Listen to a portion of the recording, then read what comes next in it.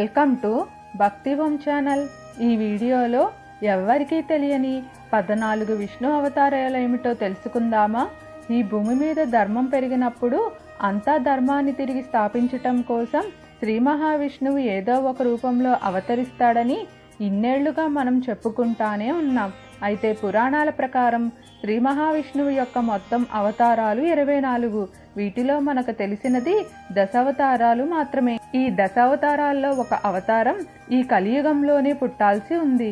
ఇకపోతే ఈ దశావతారాలలో చేర్చబడిని మిగిలిపోయిన ఆ 14 ప్రసిద్ధ అవతారాల గురించి ఇప్పుడు తెలుసుకుందాం.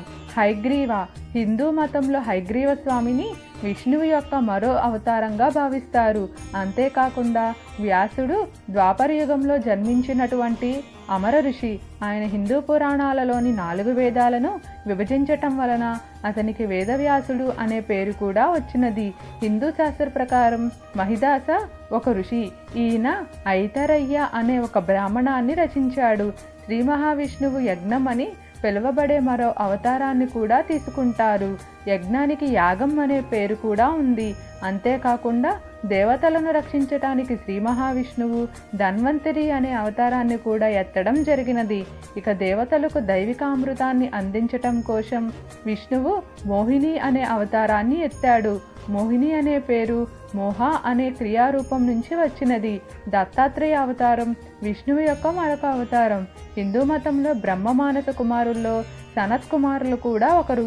దైవిక జ్ఞానాన్ని వ్యాపించటానికి విష్ణువు రిషభ్ అవతారాన్ని తీసుకున్నాడు.